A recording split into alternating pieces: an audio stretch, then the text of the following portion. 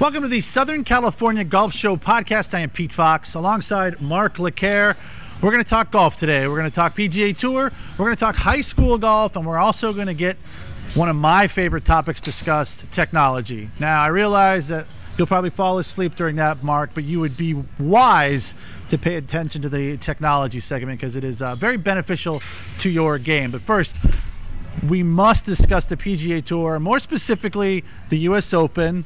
We're a few weeks away from it at this point, but Rory McIlroy went out and absolutely dominated the field at Congressional, Bethesda, Maryland, and when it's all said and done, he won easily, going away. And we can talk about what's more impressive, his victory or Tiger Woods' victory at Pebble Beach, or you can pick out any number of dominating victories. But for me, the question I have for you is, what's more impressive about Rory McIlroy, the performance or the person? Like, do people know Rory McIlroy?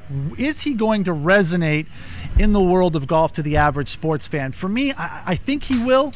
I hope he does, because he seems like that kind of guy who can handle it. He's got the right personality. He seems like a good kid right now. He's not, and one of the things, in the interest of full disclosure, I am not a Tiger Woods fan, and there are a variety of reasons. One of them, he appears to have a very bad attitude, right? Especially on the course. How many times have you heard stories about Tiger Woods cussing, throwing clubs? He just doesn't seem like the right guy to hold the mantle of the best golfer in the world. But that being said, when it comes to the skills of performing on the course and playing the game, there is nobody better. You cannot argue that. Well, you can make the case with Tiger, definitely, like you just alluded to, which was, he doesn't have that adherence to those unspoken rules of golf, the mannerisms. He goes off and plays by his own set of rules, and that's fine. I mean, that's what makes Tiger Tiger.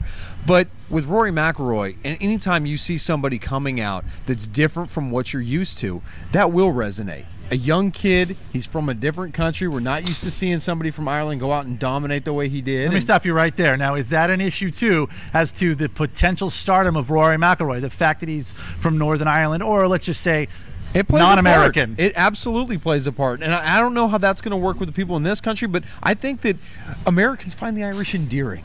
They like that. And he's a charming kid, and he seems you want to to say have a the beer right with things. Rory McIlroy. Absolutely. A Guinness, if you will. Yeah. Might as well. He hails from the land. So, you know what? I was impressed with his performance. He seems like a good kid to this point. He's saying the right things.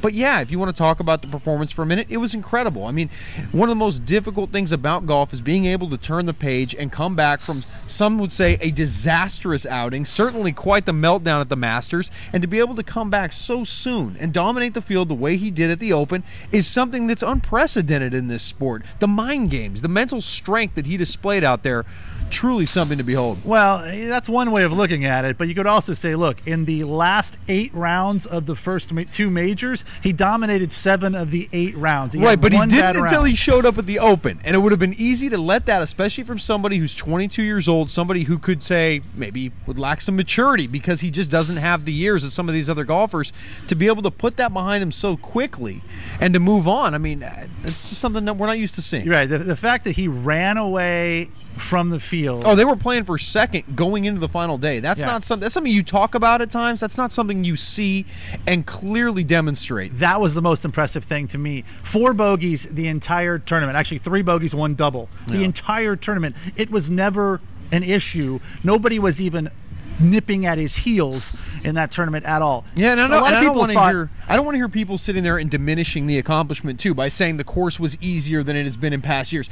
I'll give you that. Maybe it was, but the bottom line is that he was out there playing with everybody else and he ran away with it. I mean, whether the course was easier, whether it was more difficult, it's the same course for everybody, and he really showed his dominance out there and left everybody else in the dust. Right, and that being said, the fact is that he never really started to falter when you have the pressure of a U.S. Open. The course does not matter at that point in time. When the pressure of winning a U.S. Open is on the line, you're going to deal with a lot of pressure, and he didn't even seem to notice or mind it in any way, shape, or form. But see, I wonder how much that played a part into his overall victory, which was he never had to experience that pressure the way he felt at the Masters because he was so far ahead, because he front ran for the entire event. How much pressure did that take off of him as a whole, moving into that final day, knowing that he had such a cushion, he didn't have to play his best golf, and certainly on the final day he didn't do that. He was far superior the first 3 rounds, and I wonder wonder, had he faltered, had somebody else been closer, had the Masters creeped into his mind just a little bit, he didn't have to experience that kind of pressure because of the lead. Yeah, the only thing he had to experience was the questions about it, because he had a lot of them.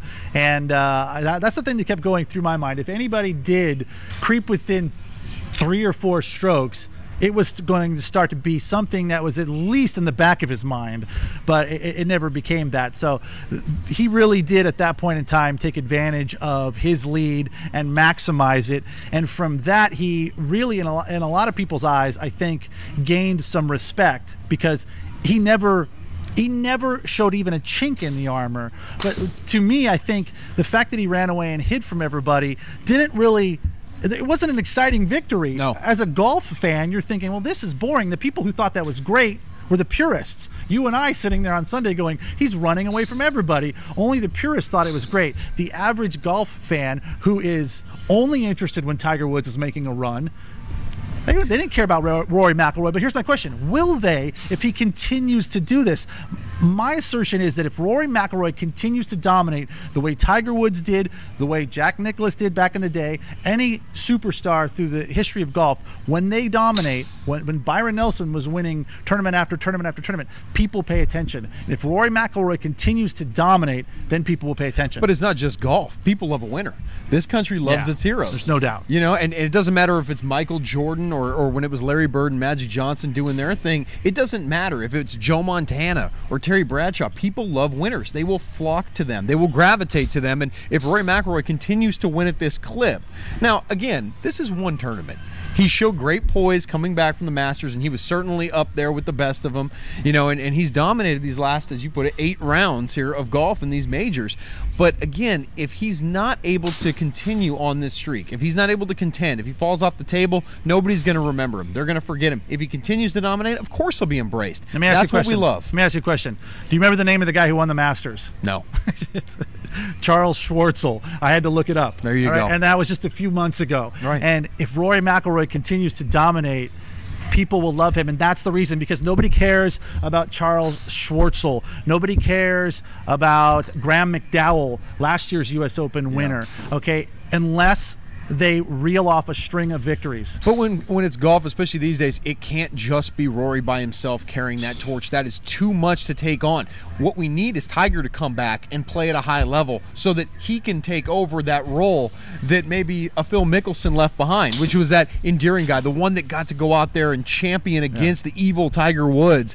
And you had 2 guys going up against each other fighting, and ultimately they never really played in the final group. They never really went head-to-head, but that was the perception.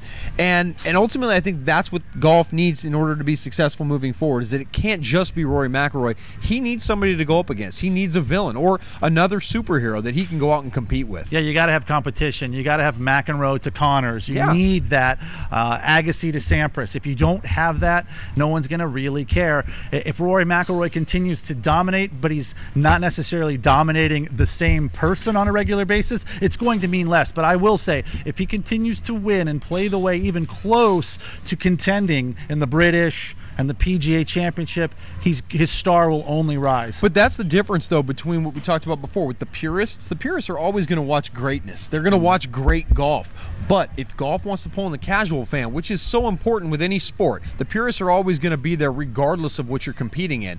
But the ones that you pull in, the average fan, is going to determine how popular and how much you can grow your sport. And in order to pull in the common fan, the average fan, that's where you need the competition aspect, because they're not going to tune in just to see one guy clean everybody else's clock. Yeah, Rory McIlroy is a guy that you like. I don't know there's many people that hate him. You have to have both sides of it. You need the parity of the love and the hate. That's not a lot of people that hate Rory McIlroy.